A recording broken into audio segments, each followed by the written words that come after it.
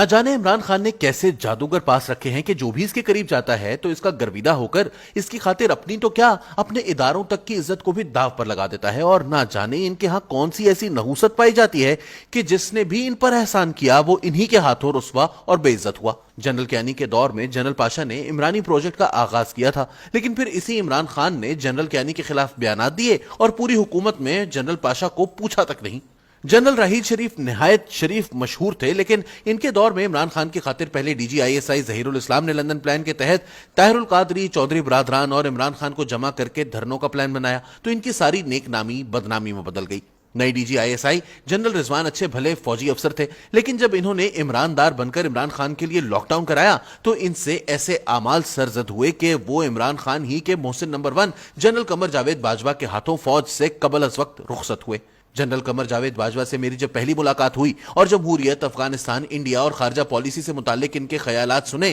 تو میں ششدر رہ گیا کہ فوج میں ایسا ہیرا بھی کہیں پڑا ہوا تھا. لیکن جب باجوہ صاحب بوجوہ عمران دار جرنیل بن گئے تو عمران خان کی خاطر وہ کچھ کیا کہ اپنی ساکھ تو کیا فوج کی ساکھ بھی داؤ پر لگا دی. اسی طرح general Asim Bajwa G O C Waziristan اور پھر D G I S P R کے طور پر سب سے خوش گفتار اور ہر کسی کا دل موہ لینے والے فوجی افسر مشہور تھے، لیکن جب عمرانی حکومت کا حصہ بن کر پوری طرح عمران دار بنے تو ان کے خلاف ایسے اسکینڈل سامنے آئے کہ انہیں گوشہ نشینی اختیار کرنی پڑ گئی. جنرل فیض حمید جب جی او سی پنو عاقل تھے تو کسی نے غلط حوالے سے ان کا نام نہیں سنا تھا. اسی طرح پی آر کے ماہر جنرل آصف غفور بھی جی او سی سوات کے وقت اچھے الفاظ سے یاد کیے جاتے تھے، لیکن عمران دار بن جانے کے بعد ان دونوں نے عمران خان کی خاطر جو کچھ کیا اس کا پاکستانی فوج اور ایجنسیز کے ہاں تصور بھی نہیں کیا جا سکتا تھا. جنرل باجوہ کی قیادت میں ان دونوں نے آئی ایس آئی اور آئی ایس پی آر کو جس بھیانک طریقے سے عمران خان کو وزیر اعظم بنوانے اور ان کے نقادوں کو نمونہ عبرت بنانے کے لیے استعمال کیا وہ ناقابل تصور تھا. ان دو اداروں نے مل کر عمران خان کی محبت میں میڈیا، عدلیہ اور نیب کو بے وقت اور تقسیم کیا،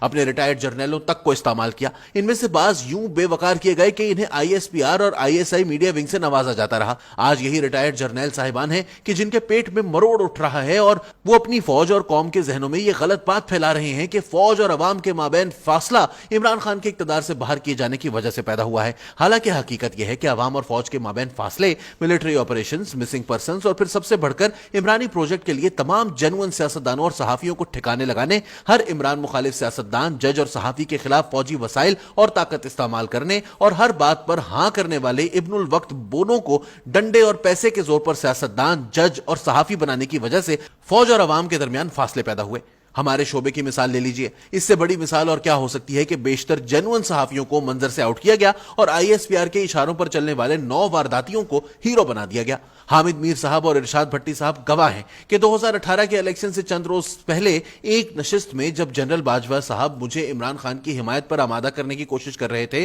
تو میں نے ان سے التجائیں کی کہ عمران خان کی خاطر آپ لوگ جو کچھ کر رہے ہیں وہ نہ کریں ورنہ بعد میں اس پر آپ پچھتائیں گے. تب وہ عشق عمران میں اس قدر مبتلا تھے کہ میری کسی بات سے اتفاق نہیں کیا. جب تباہیوں کا کچھ احساس ہوا تو بطور ادارہ نیوٹرل بننے کا فیصلہ کیا، لیکن افسوس کہ اس کے بعد بھی نیوٹرل ہو نہ سکے بلکہ ریٹائرمنٹ تک وہ عمران خان کو رعایتیں دلواتے رہے. فوج کو اس وقت جو مشکلات درپیش ہیں اس کی بڑی وجہ عمران خان کے اقتدار سے نکالے جانے کے بعد بھی جنرل باجوہ کا ان کے لیے نرم گوشہ تھا. لیکن آج عمران خان نے انہیں نمبر 1 نشانہ بنایا ہوا ہے اور میں لکھ کر دینے کو تیار ہوں کہ وہ جلد جنرل فیض حمید اور جنرل آصف غفور کے ساتھ بھی یہی سب کچھ کریں گے. المیہ یہ ہے کہ اب یہ سیاست، صحافت یا عدالت کا معاملہ رہا نہیں ہے بلکہ ریاست کی بقا کا معاملہ بن گیا ہے. سیاست میں تقسیم پہلے بھی رہی لیکن ریاستی ادارے فیصلہ کن موڑ پر ریاست کو بچا لیتے تھے. اب کی بار عمران خان عمران دار جرنیلوں، عمران دار ججز اور عمران دار میڈیا پرسنز کے ذریعے جو پولرائزڈ ماحول پیدا کر چکے ہیں اس کی وجہ سے ریاست کو ایک رکھنے والے اداروں کی بنیادیں ہل گئی ہیں. سب سے زیادہ معلومات رکھنے والے D G I S I